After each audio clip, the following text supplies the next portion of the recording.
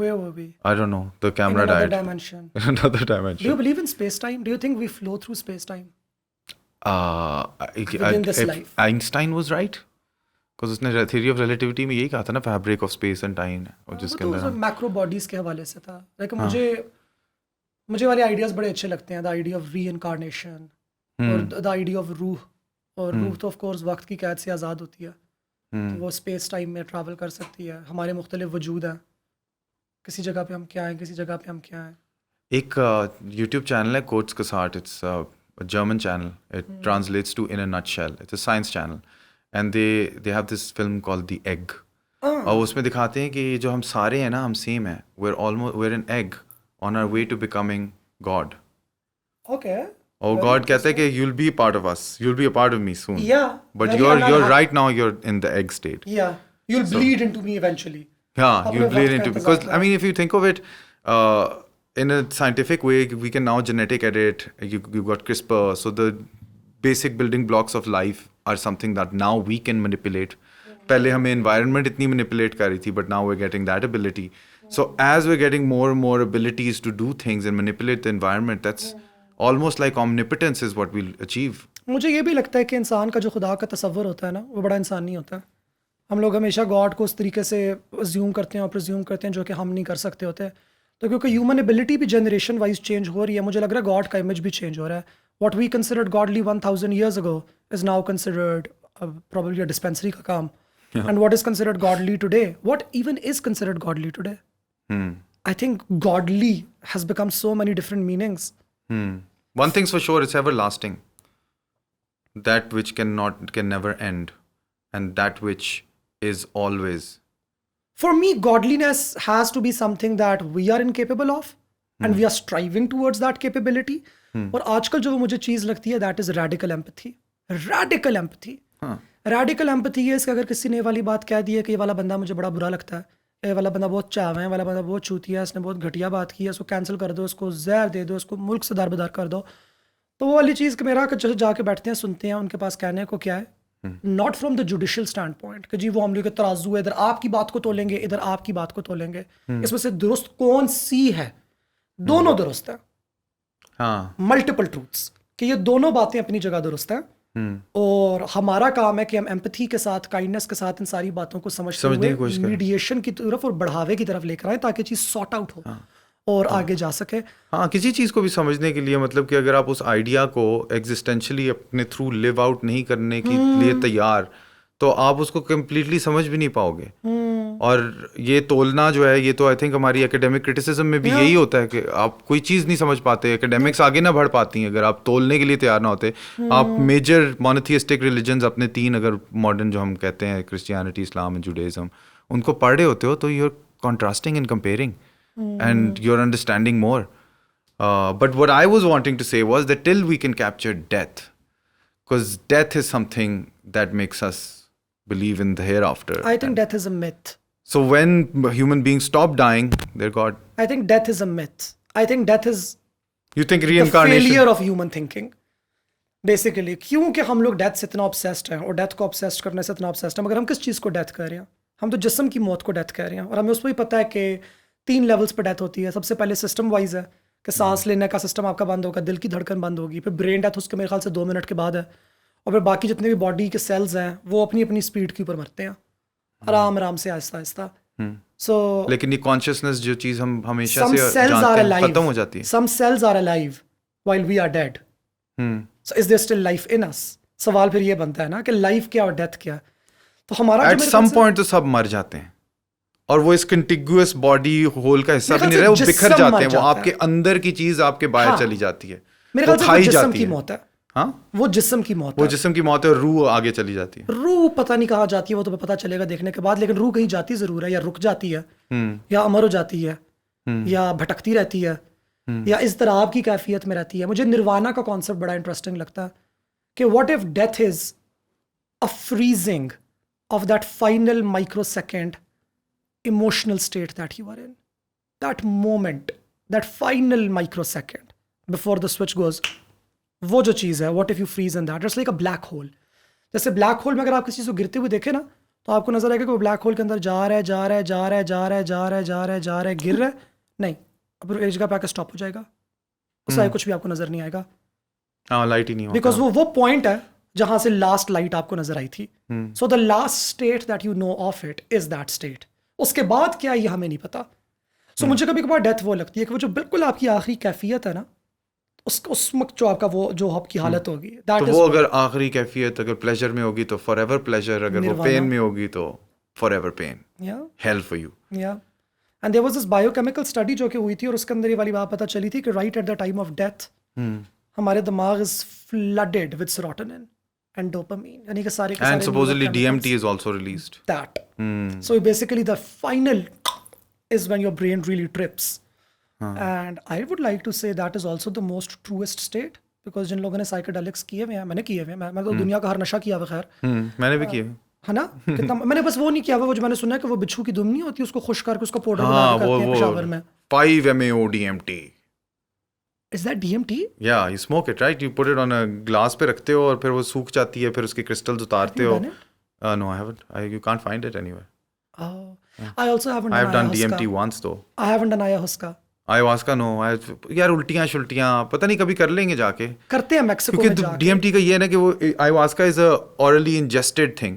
So वो फिर आपको फिर उल्टियाँ भी आएंगी और आपको 8 घंटे होगा. फिर वो है जो केमिकल जो आप स्मोक करते हैं, जिससे आप जाते हैं 7 मिनट बाद वापस आते हैं और आपको लगता है आप 10 घंटे बाद वापस आ रहे हैं. And it's an less clunky experience of vomiting and just done back. मैं ये वाली बात कह रही हूँ कि हमारी पोस्ट मॉडर्निटी ने तो बड़ा एक बायोमेडिकल पर्सपेक्टिव से ड्रग्स को रिसर्च किया. ये तो पोस्ट मॉडर्निटी है जिसके अंदर हमने आके बोला है कि जी गोरे के कॉलोनाइजेशन से पहले लोगों का क्या रिश्ता था सब्सटेंसेस के साथ. Were they consider drugs, was bhang a drug, was ayahuasca a drug, or is it now a drug simply because we call it so? So what is a drug? That anything that's psychoactive? And what is being psychoactive? I think drug is just a definition given to a substance within one specific field of science. In multiple other fields of science, the same thing might be called something else altogether, right? तो ये एक बड़ा pharmaceutics की मेरे ख्याल से एक dominance है जिसकी वजह से हम उसको ड्रग कह देते हैं. बिकॉज बात वो ये ना, अगर कि वो चीज़ मौजूद है और लोग इसको इस्तेमाल कर रहे हैं, इसका मतलब है कि अब वो चीज़ उनको बेची भी जा सकती है. तो वो इस्तेमाल से खरीदने तक का जो अमल है, यूज से कमोडिफिकेशन तक का जो अमल है, उस पूरे अमल के दौरान ये सारे के सारे भैंचोद मसाइल पैदा फैसले होते हैं. ठीक है कि क्या चीज़ ड्रग मंडियों में नहीं बेच सकते क्योंकि ये नारकोटिक हमने कह दिया, जबकि आपका कैफीन अगर आप इनटेक करते हैं तो वो भी साइको एक्टिव ही है और आप डेली कर रहे हैं और आपको एडिक्शन भी है. अगर नशा वो चीज़ है जो आपको एक दफ़ा करो तो बार बार करने का दिल करता है, तो फिर तो खाना भी नशा है. तो नशे की क्या एडिक्शन है? क्योंकि वो गांधी साहब ये कहते हैं ना अपने इस्लामिक लेक्चर्स में कि नशा वो चीज़ है जो आप एक दफ़ा करें तो आप में वो चाह पैदा हो जाती है उसको बार बार करने की, और आपकी साइकोलॉजिकल स्टेट को एक ऐसी जगह पे ले जाती है कि आप नमाज नहीं पढ़ सकते सही तरह को, आपको होश आवाज नहीं होता. तो ये 2 पॉइंट्स पे वो डेफिनेशन मारते हैं. तो अगर आपका DMT में नहीं होता इस तरह, या एसिड में नहीं होता, या all of these things that are in the commodification of it all categorised as narcotics, then and you don't have the right for some reason because they put the regulations कि तुम खुद भी try कर लो, and तुम नशे के तौर पे ट्राई कर रहे हो, तुम स्पिरिचुअल एक्सप्लोरेशन के तौर पे ट्राई कर रहे हो, उसकी नीयत से भी असर तो पड़ता है कि कहाँ जा रही है वो चीज़.